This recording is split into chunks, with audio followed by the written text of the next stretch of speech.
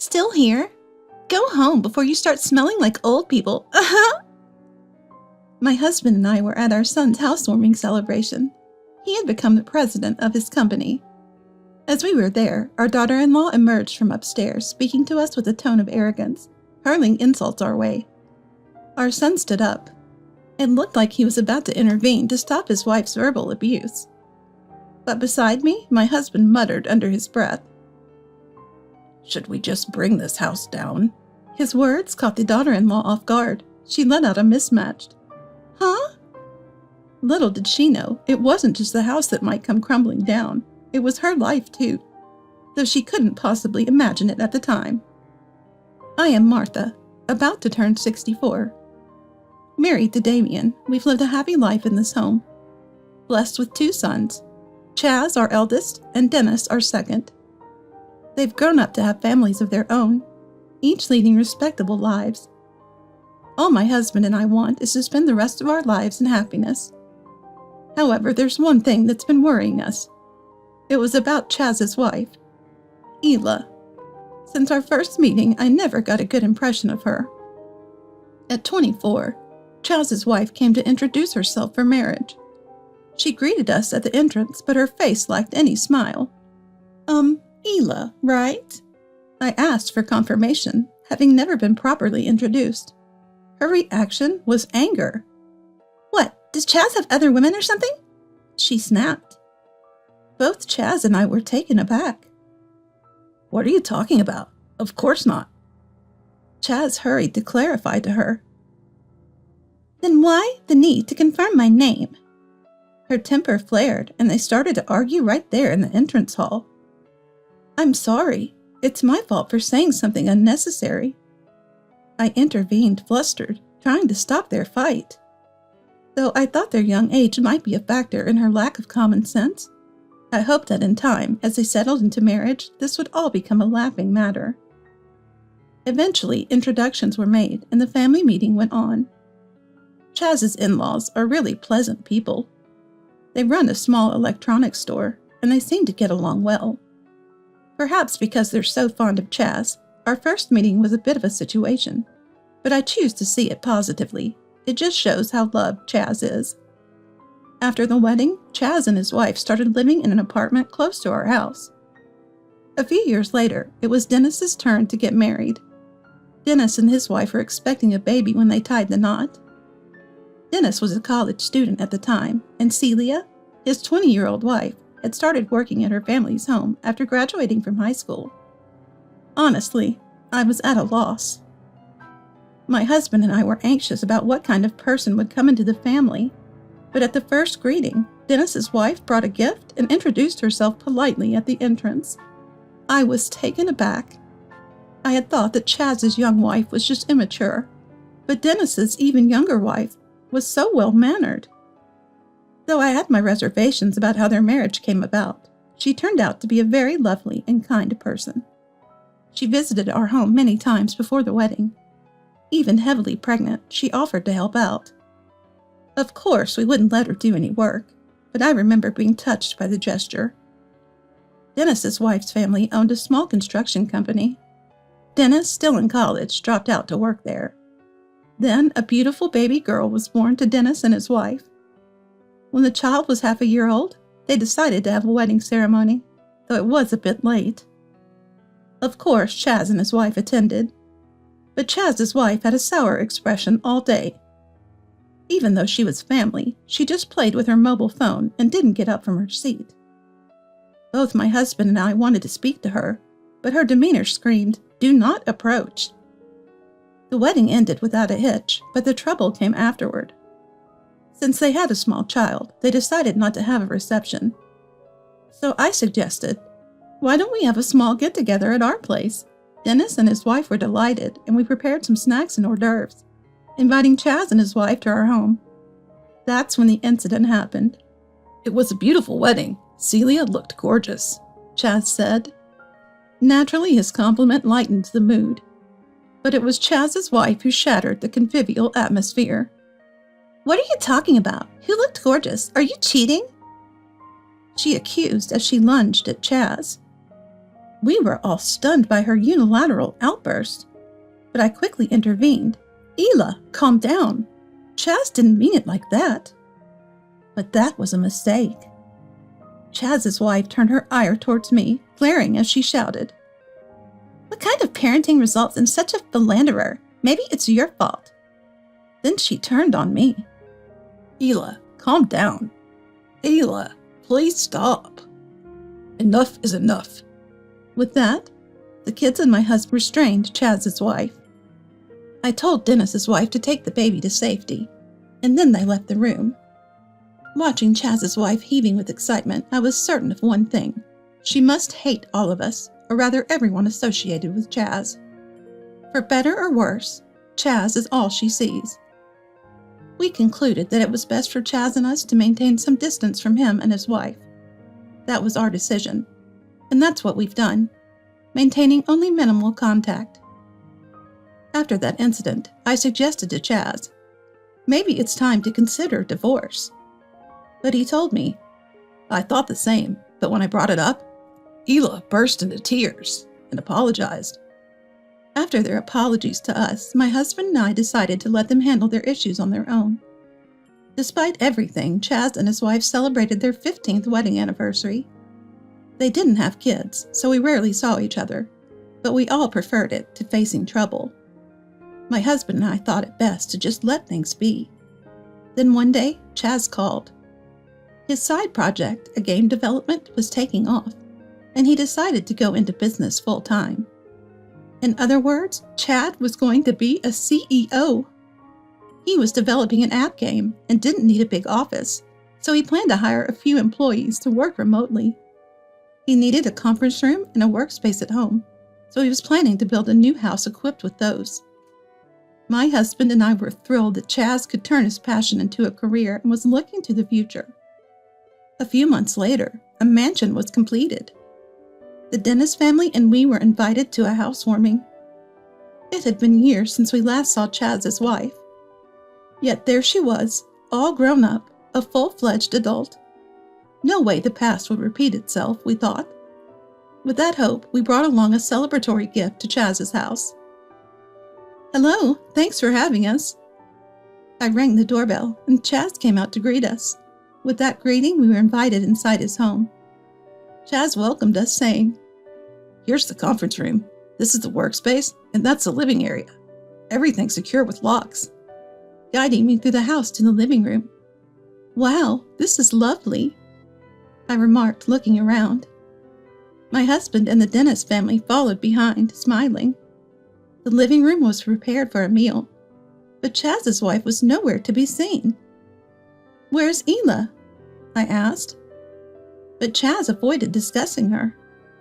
In the end, we started the meal without her, and both my husband and Dennis handed their housewarming gifts to Chaz. "You didn't have to go through all this trouble," Chaz said, embarrassed yet grateful, accepting the gifts with thanks, following Dennis's assurance that it was for a celebration. Dennis's family had grown by one since that time, the oldest now in elementary school. The youngest is still 2. Both are dazzled by the new home. It was during these happy moments a noise came from upstairs, followed by the pitter-patter of footsteps and the sound of someone coming down the stairs. "Is that you, Hila?" I called out to Chaz, but Chaz didn't respond. Then, as she walked into the living room, she frowned upon seeing us. "Hila, hello, long time no see. Sorry for intruding," I greeted her. Yet she remained surly, and then she said to us, "You're still here? The old people smell is going to linger. Leave already, The atmosphere, once cordial, turned icy. "Hey, Hila, that's out of line," Chaz scolded his wife. But his wife didn't seem inclined to accept the rebuke. "But it's true. This brand new house is getting tainted because of them. I told you not to invite them. You get that? You're a president now. We don't live in the same world as these old fogies who can't retire or the average Joes who dropped out of college and got married because of pregnancy."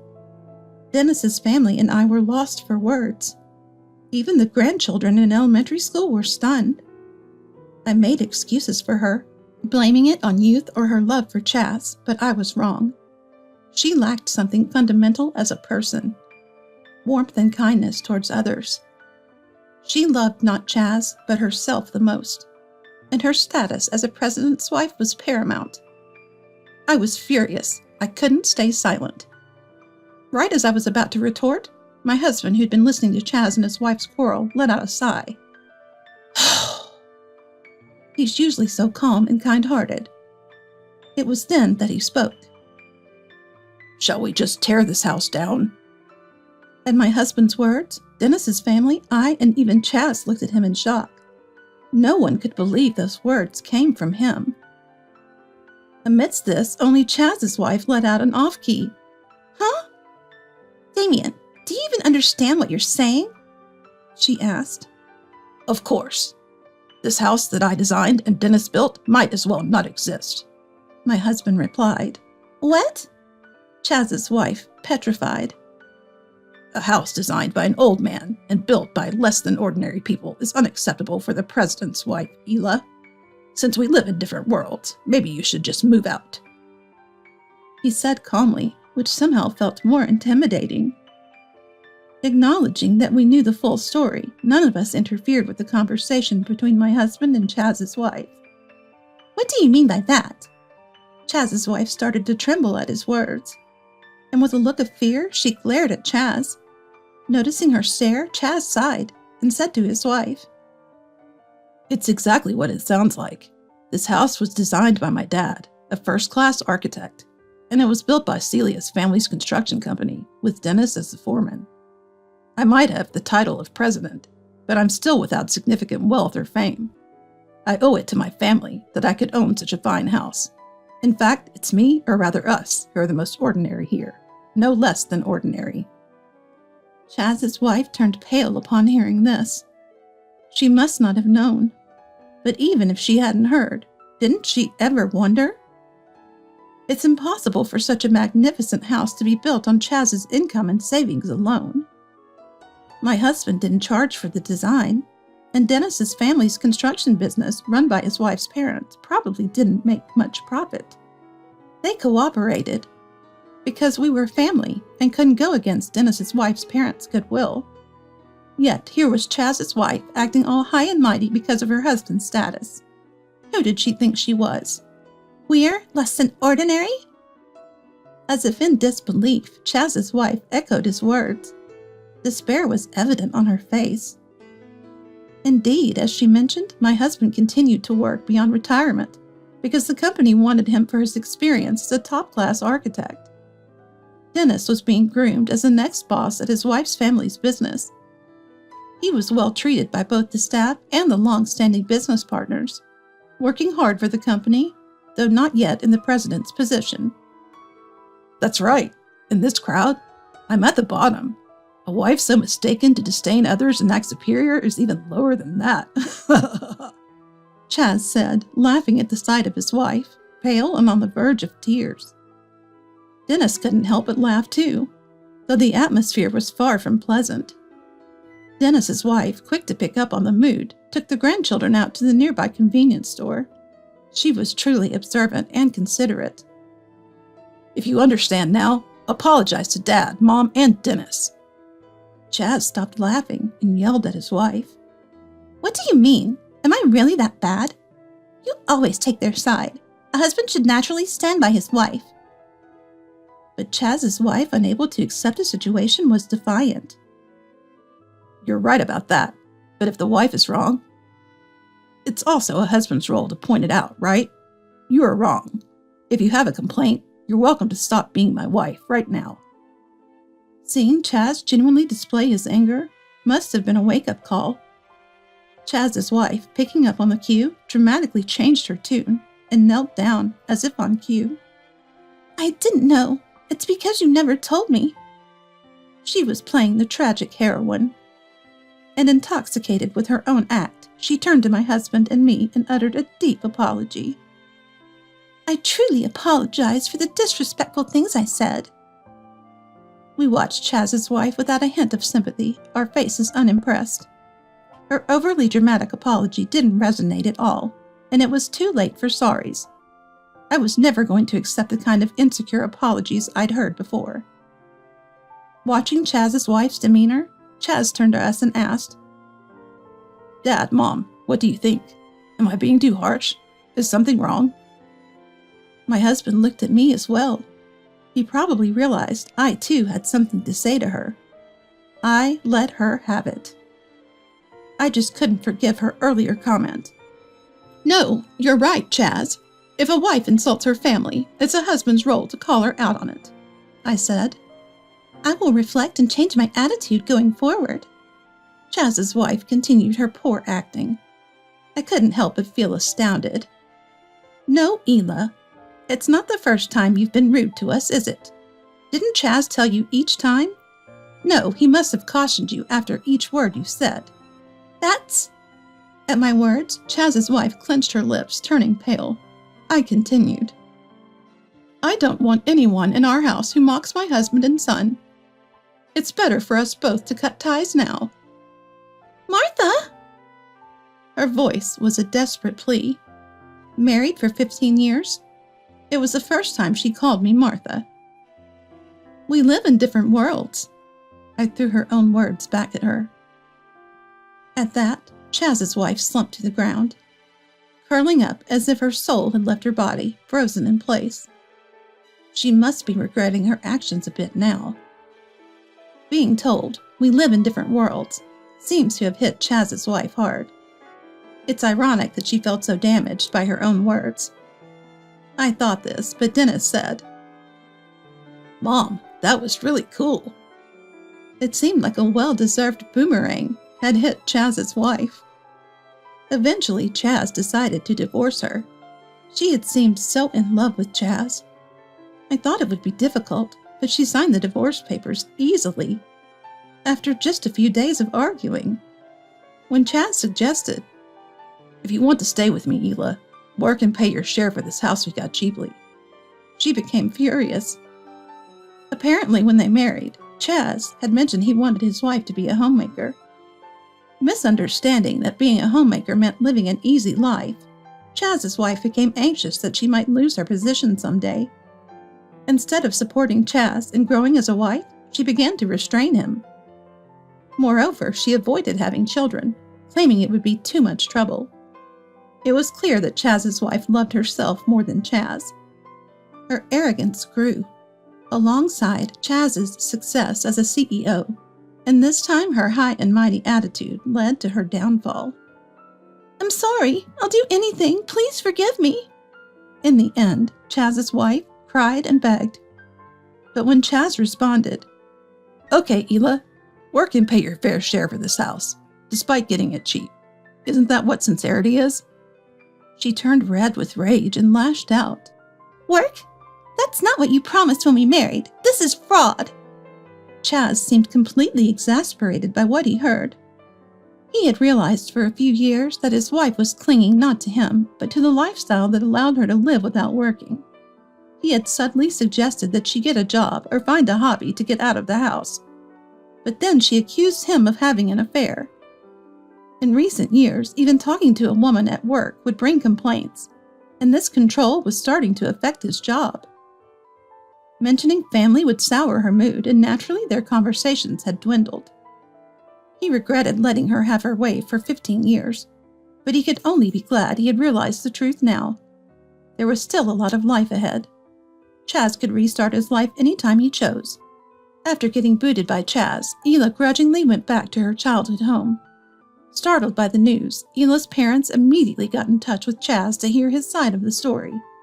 It was then they first got wind of what had happened. Being sensible folks, they didn't take kindly to their daughter's misconduct. Once they learned about the offense to us, they brought Ela along with some sweets to offer as an apology to our doorstep to make things right. "There, apologize," they demanded in front of us. "No, it's quite all right. An apology won't undo the divorce," my husband responded. "Of course," her parents agreed. "We can't ask you to accept a daughter who has shown such disrespect to a wonderful family. We will re-educate her properly. We apologize for any trouble she has caused." "We were unaware and are truly sorry," they said with deep apologies. Watching her parents, Ela seemed to squirm in discomfort. Her folks, incensed by her reluctant demeanor, insisted she apologize, practically dragging the words out of her. It felt like a schoolchild being made to say sorry. But she wasn't a schoolchild. She was an adult woman, divorced and back home. The thought of her elderly parents apologizing for her actions was heart-wrenchingly pitiful. "Please, really, it's fine. Raise your heads," I said, showing concern for Chaz's wife's parents. After the fallout, Ela found herself barred from her parents' home and was obliged to sign a lease for an apartment in the neighborhood. She's working now, paying her own rent. Dennis's wife reportedly saw Ela working at the supermarket. It seemed she was being scolded by a student with a part-time job. Ela, with little work experience to her name, being reprimanded by someone younger, a part-time student no less, might just be the medicine she needed. From now on, under the watchful eyes of her parents, she'll lead a life without causing trouble to others. It's a far cry from the freedom she once knew, but even this restrictive life is a blessing in itself. Ela, who never realized her happiness and looked down on others, until she can appreciate her current situation, a bit of hardship and strictness may be necessary. Since then, my husband and I live a peaceful life in our later years with no worries. Although Chaz being alone is somewhat concerning, the Dennis family is close by. They are brothers who respect each other. In times of need, they'll support one another. Chaz's business seems to be doing well, too. He's gradually increasing his staff and continues to grow. Chaz, doing what he loves, appears more vibrant than before. Without having to be considerate of anyone, we keep in touch with our children, and now they even take us on a trip once a year. What a luxurious daily life we lead, for which I am endlessly grateful. Recognizing the small joys of everyday life makes us feel that life itself is filled with happiness.